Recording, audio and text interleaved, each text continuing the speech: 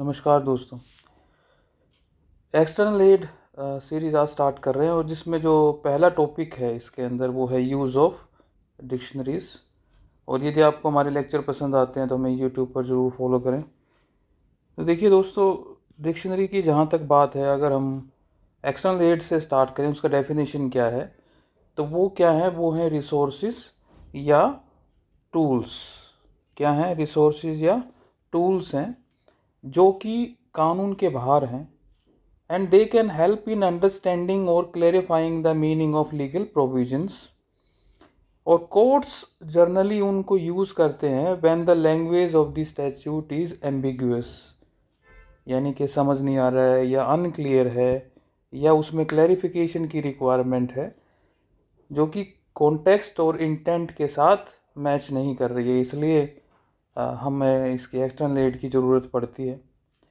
तो it simply means that the courts generally use external aids when the language of the statute is ambiguous, unclear or requires clarification based on context और intent। Example देखते हैं क्या क्या external aid हो सकते हैं। तो लेजिस्लेटिव हिस्ट्री है, प्रेसिडेंट है जिसे आप केस लॉ भी कहते हैं, डिक्शनरी मीनिंग ऑफ वर्ड्स हैं, प्रियम्बल्स हैं, इंटरनेशनल लॉ एंड ट्रीटीज़ हैं, रिपोर्ट्स ऑफ लॉ कमीशन है, या जुडिशियल इंटरप्रिटेशन है जिसे आप प्रेसिडेंट कहते हैं, एकेडमिक राइटिंग्स हैं, कमेंट्रीज़ हैं, और स्टैट्यूट इन पेरीमेटेरियाज हैं, कन्वेंशंस हैं, प्रैक्टिसेस हैं, पॉलिसी कंसिडरेशन है। तो ये सारे के सारे क्या हैं, ये एक्सटर्नल एड के एग्जांपल्स हैं। तो आज जो हम टॉपिक करेंगे that is use of dictionaries. अब डिक्शनरी क्या है, इसका डेफिनेशन देखिए। डिक्शनरी क्या है? एक रेफरेंस बुक है जिसके अंदर क्या होता है, कलेक्शन ऑफ वर्ड्स होता है। क्या होता है? कलेक्शन ऑफ वर्ड्स होता है। And they are typically arranged in alphabetical order, A B C D से आप देख सकते हैं, कोई भी वर्ड आप सर्च करते हैं, along with their meanings, pronunciation and other information. यानी कि डिक्शनरी में हमें क्या मिलेगा, उस वर्ड का मीनिंग मिलेगा, प्रोनाउंसिएशन यानी कैसे उसका उच्चारण करते हैं, और उससे रिलेटेड अदर इन्फॉर्मेशन मिलेगी। और इसके साथ साथ जो है डिक्शनरी में include other details such as word origins, कि कहाँ से वो पैदा हुआ, जिसे इटाइमोलॉजी कहते हैं, वो नाउन है, वर्ब है, या उसका यूसेज क्या है। यानी कि अगर हम देखें तो हमें एक कंप्लीट हिस्ट्री मिलती है। जैसे कि एग्जांपल लेते हैं एप्पल। एप्पल क्या है? ये round fruit with red, yellow और green skin and a whitish interior. ये हमें मान लीजिए वहाँ पे डेफिनेशन मिलता है। लेकिन हम डिक्शनरी का कोर्ट के अंदर कैसे इस्तेमाल करते हैं? In Indian law dictionaries include both legal and general dictionaries, and they are commonly consulted by courts to determine the ordinary meaning of the words, के उसका सामान्य मीनिंग क्या है जो कि कानून में यूज़ किया गया है। The purpose is to ascertain the ordinary, natural और plain meaning of the word और phrase not defined in the statute. यानी कि अगर हम क्लियरली देखें तो हम क्या करते हैं, हम उसका ऑर्डिनरी, उसका नेचुरल और प्लेन मीनिंग आइडेंटिफाई करते हैं डिक्शनरी से। It is particularly helpful when the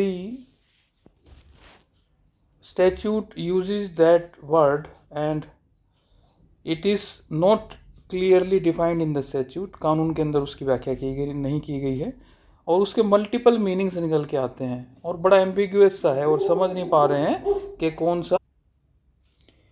courts जो हैं वो स्पेशलाइज्ड लीगल डिक्शनरी को भी कंसल्ट कर सकते हैं। अब देखिए दोस्तों, बड़ी क्लियर सी बात यहाँ पे निकल के आती है कि डिक्शनरीज़ का यूज़ स्टैट्यूटरी इंटरप्रिटेशन में हम कैसे करते हैं, टू अंडरस्टूड देयर ऑर्डिनरी और कॉमन सेंस मीनिंग। ये चीज़ क्लियर हो गई है।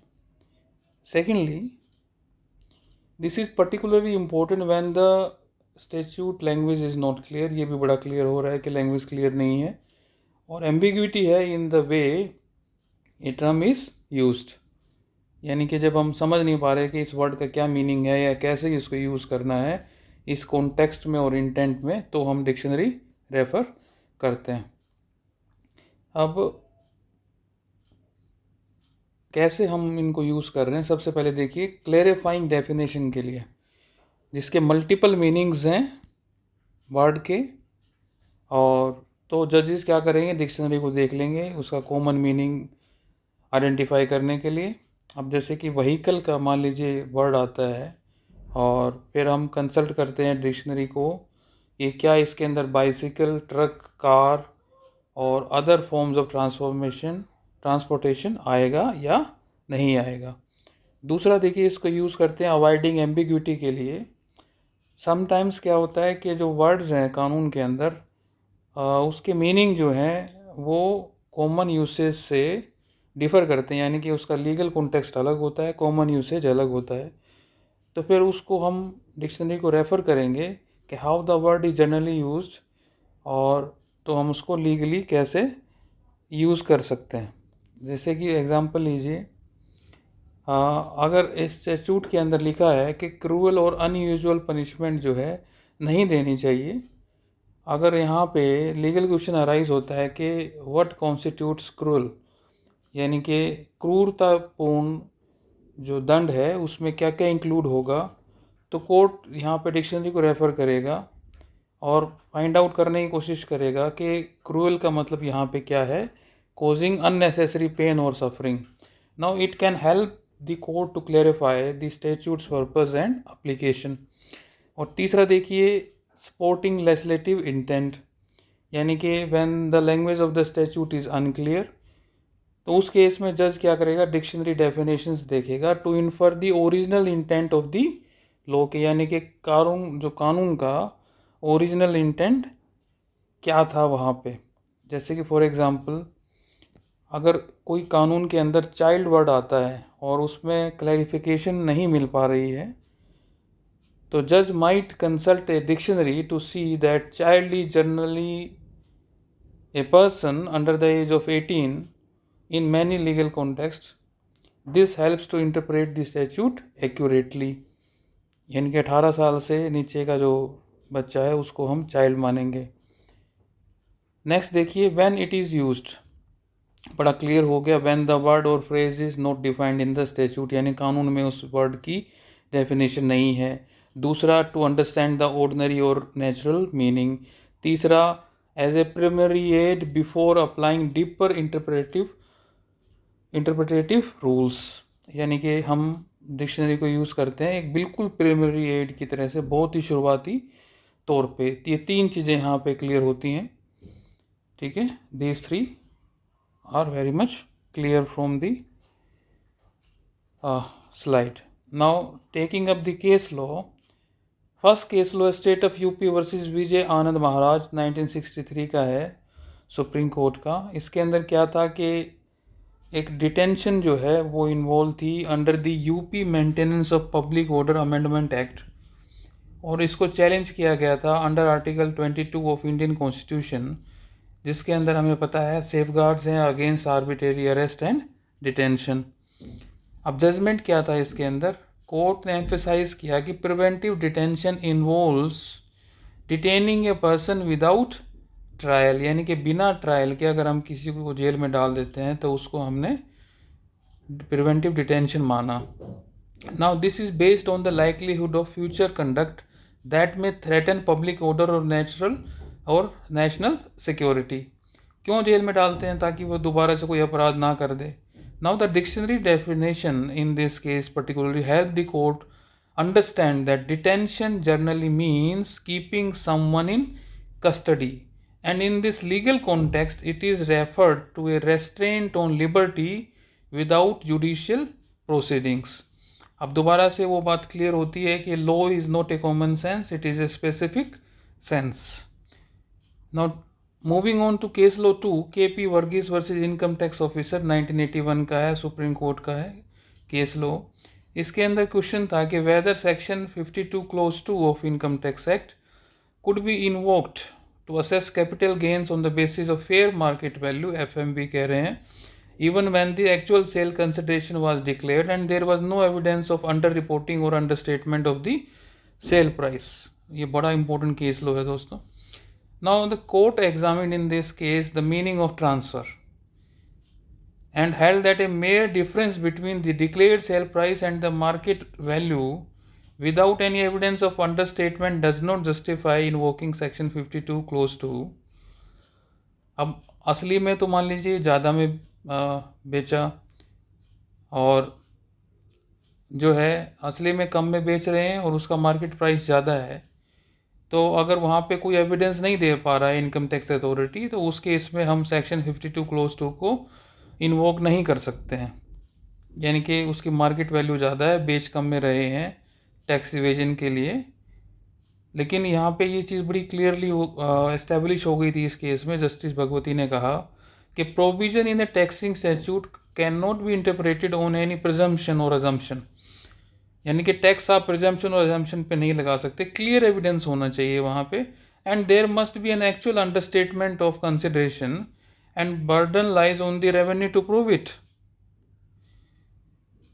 Now moving on further, case law 3, that is MV Elizabeth Harvan Investment and Trading Private Limited 1993, supreme court का केस है. केस के अंदर क्या था कि non delivery of goods by the vessel MV Elizabeth involve थी.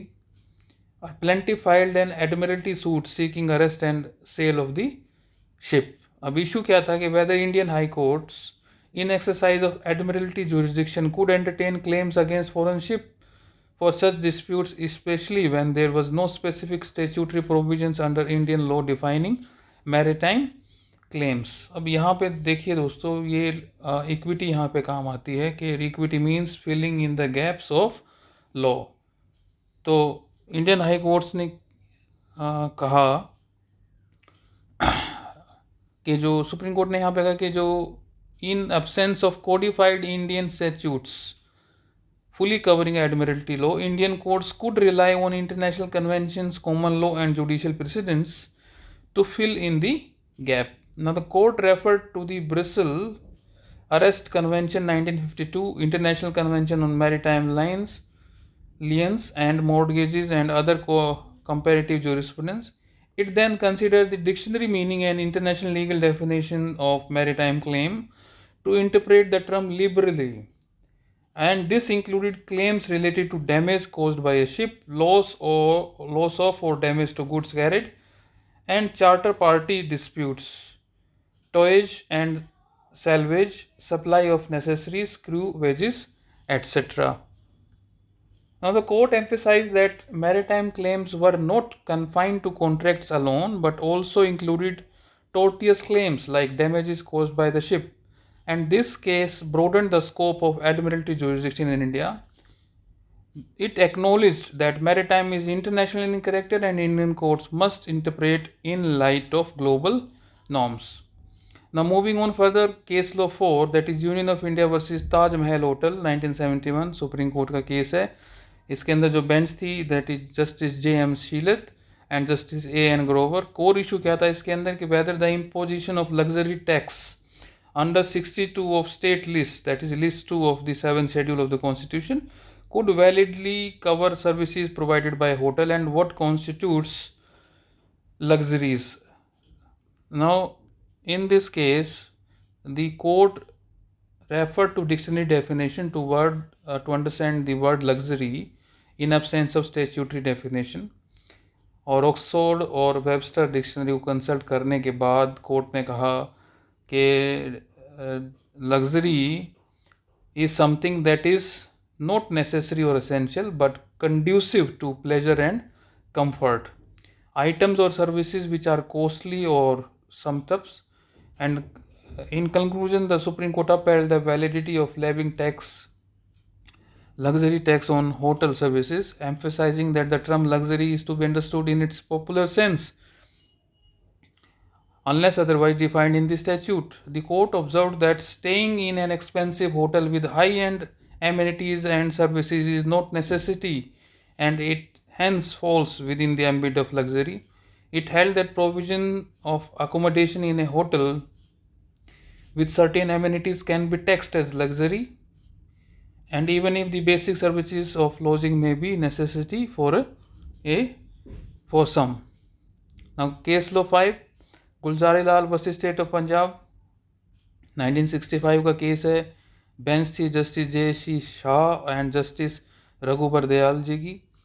और इशू क्या था सुप्रीम कोर्ट के सामने? Interpretation of the term knife under the Arms Act, specially whether a certain object recovered could be legally considered as a knife and thus it is regulated under the arms act. Arguments क्या थे? Prosecution कह रहा था कि object was a knife and hence possession without a licence was prohibited under the Arms Act. Defence क्या था? The object did not meet the legal definition of a knife and thus could not be regulated under the act.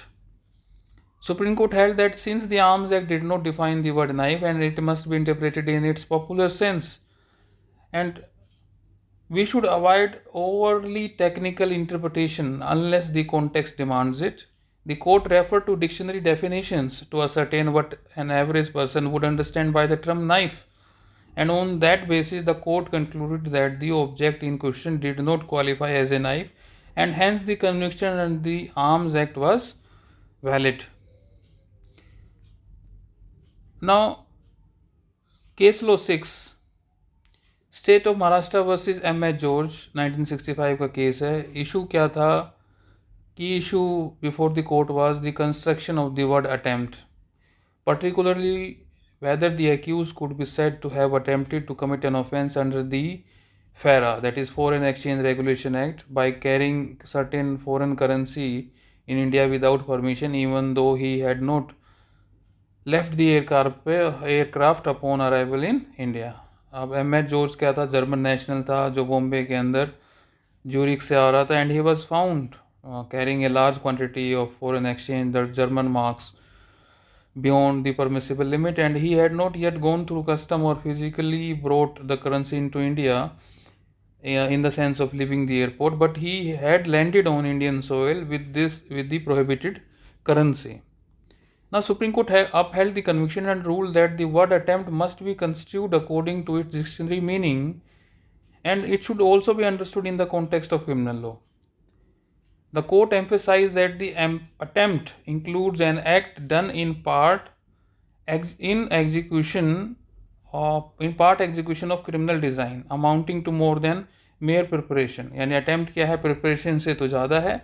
और ये क्या हो रहा है कि एक क्रिमिनल क्राइम की तरफ पार्ट में आप उसको एग्जीक्यूट करते जा रहे हैं। अब मान लीजिए उसको फॉरेन करेंसी लेके आनी थी तो वो ले आया, फिर वो एयरपोर्ट उसका अपने साथ जहाज़ में भी लेके आया और उसके वो पकड़ी भी गई और वो बाहर लेके जाना चाहता था, नहीं लेके जा पाया, कमीशन नहीं हुआ पर अटैम्प्ट हो गया। Since George has arrived in India with currency in his possession and was in the process of completing his travel, it constituted an attempt to bring unauthorized foreign exchange into India. Now the attempt was complete once the act went beyond the preparation and moved into execution, which in this case happened when he boarded the plane with the currency intending to bring it into India. Now the significance of the case is that this case clearly defined the word attempt in criminal law does not require the completion of the intended crime, but involves a direct movement towards its commission, crossing the stage of mere preparation. The court adopted a broad and purposive interpretation to prevent the misuse, evasion of regulatory statutes. Now, limitations क्या है dictionary की? एक तो ये multiple meanings देते हैं सबसे पहली बात तो, and they do not solve ambiguity. Definitely, they do not provide any context, legal usage or legislative intent, and so court avoid dictionary meaning if it leads to absurd or unjust results. अब conclusion क्या है दोस्तों आज के इस topic का? that is use of dictionaries. So when the language of the statute or legal provision is ambiguous or unclear, यानी कि समझ नहीं आ रहा कानून की भाषा या वो क्लियर नहीं है, courts may refer to standard dictionaries to determine the ordinary or plain meaning of the words, and this helps judges understand how a word is generally used in everyday language and at the time the statute was enacted. So आशा करते हैं दोस्तों आपको आज का lecture पसंद आया होगा।